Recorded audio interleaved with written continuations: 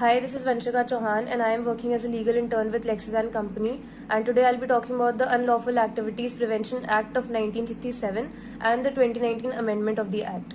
So, the founder of the DMK party of Tamil Nadu and the chief minister who renamed Madras as Tamil Nadu was CM Annadurai. He in 1962 proposed for a separate Tamil country, but later, due to the 1962 Indo-China War and the external aggression that was going on, he let go of his proposal.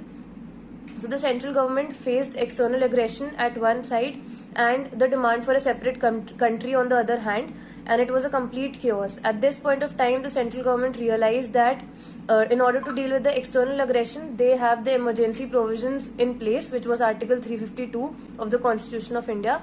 But for domestic crises like this, they had no provisions or law, so they needed to restrict the rights of the citizens, and because of this, before the emergency came to an end, the UAPA Act of 1967 was enacted.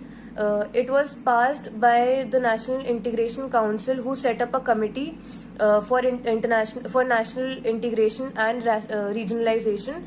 On the recommendations of this committee, the 16th Amendment Act was brought about in the Constitution of India. It put reasonable restrictions on three fundamental rights, which were the freedom of speech and expression, the right to assemble peacefully, and right to form associations and unions.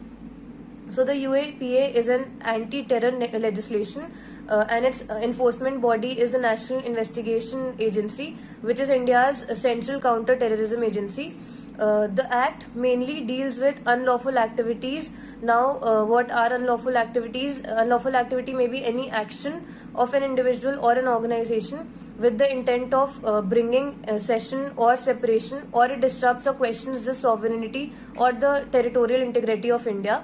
Now it is not the first security law. Before this also, the Preventive Detention Act of 1950 was enacted. Then the Armed Forces Special Powers Act was enacted in 1958. Then came UAPA in 1967, which is valid till now. After this also, many security laws came into force, which was the Maintenance of International Security Act of 1971 and the National Security Act of 1980. Like these, many other laws also came into force. Besides these things going on in India, at that time there were also several things which were going on, which was the Punjab terror activities, which got to introduce the TADA Act. Then the Kandahar hijack and the parliament attacks led to the introduction of the POTA or the POTA Act. But due to the wide misuse of both of these acts, the POTA Act was repealed in 2005 and the TADA Act was repealed in 1995. So in 2004, an amendment was introduced in the parliament which introduced a few dedicated chapters towards punishing terrorist activities. The amendment was brought about because in 2004 the POTA Act was repealed, and to fill that vacuum, this act was considered necessary, or this amendment was considered necessary. The UAPA therefore is also known as the POTA 2.0. Now, while changing techniques in terrorism, the UAPA was amended a lot of times, but the 2019 amendment was the most recent and the most debatable one.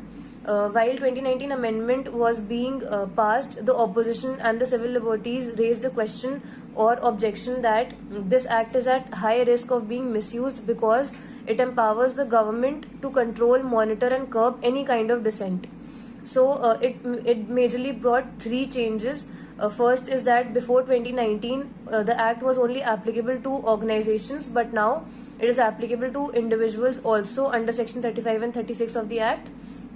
The recent amendment gives the power to the government to designate a person or an organization as a terrorist organization if it commits or participates in the acts of terrorism, if secondly it prepares or promotes terrorism, and thirdly it is otherwise involved in terrorism. So this act was brought about because it was seen that as soon as a terrorist organization was banned, the members of that organization would either start forming new organizations or they started functioning individually. The second change that was brought about was a detention provision. The new provision said that if a person was booked under this act, then he would be detained for 180 days, which was 6 months, without any charge sheet being filed against him. And this period could be extended further also, but till then, the right to his bail would not rise. This was section 43D of the Act. The third one being that fourth schedule was added in the UAPA Act, The act empowers the government to designate or declare any individual as a terrorist and add his name in the fourth schedule. Also, there is no due process to do this. Further, the remedy to this was that within 45 days, the notice to the government was to be sent that your name should be denotified from the schedule or the schedule.